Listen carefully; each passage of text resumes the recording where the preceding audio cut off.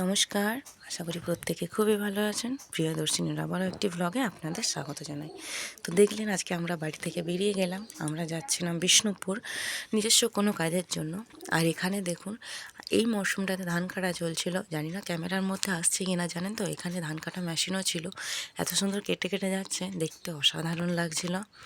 তো চারিদিকে এখন ধান কাটার মরশুম, দেখতে ভালো লাগছিল। আর এই সাইড থেকে বিকেল দিকে বেরিয়েছিলাম অবেলা অবেলার সময়, তাই সূর্যি মামাকেও বেশ ভালো রূপে দেখতে পেয়ে গিয়েছিলাম। আস্তে আস্তে ডুবে যাচ্ছিল সেই অবস্থা। যাই হোক, দেখতে দেখতে বিষ্ণুপুর ঢুকেও গেছি। এটা হলো নদীটা, আমি ব্রিজটা পেরোচ্ছিলাম, ভাবলাম একবার নদীর ভিউটা আপনাদের সাথে নিই, কিন্তু সেভাবে নিতে পারিনি। আমি বুঝতে পারছি, কারণ ওই দিকে যেহেতু নেই, এই দিকে ছিলাম, আর এই দিকের ভিউটা অতটা ভালো লাগে না যতটা ওই দিকে ভালো লাগে।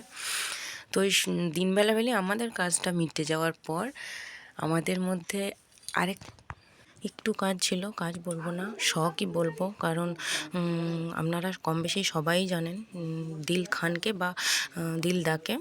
ওনার বাড়ি বিষ্ণুপুরে বাড়ি যেমন তেমন। উনি একটা নতুন রেস্টুরেন্ট খুলেছেন নভেম্বরের 9 তারিখে ওই বিষ্ণুপুরেতেই, দিলদার বিরিয়ানি বলে বা দিলদার বিরিয়ানি রেস্টুরেন্ট বলে। তো ভাবলাম বিষ্ণুপুর যখন এসেইছি একবার দেখাটা করেই যাই। এখানে পৌঁছে গেছিলাম, কারণ আমরা যে জায়গায় ছিলাম তার থেকে খুবই কাছে, বিষ্ণুপুরের মধ্যেই, তো আর কতটা দূরত্ব হবে।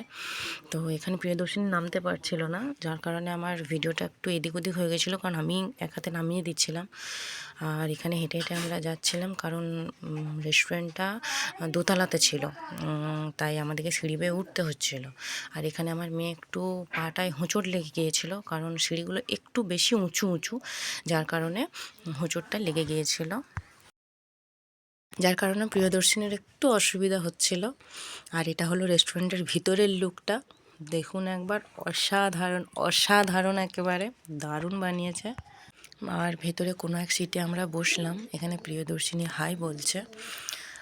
ভেতরটা ফাঁকাই ছিল, ওই দিকের সিটগুলোতে মানে 4টে সিটে কিছু ভদ্র লোক ছিলেন, আর আমরা এদিকে ছিলাম। আস্তে আস্তে ভিড়টা বাড়লো।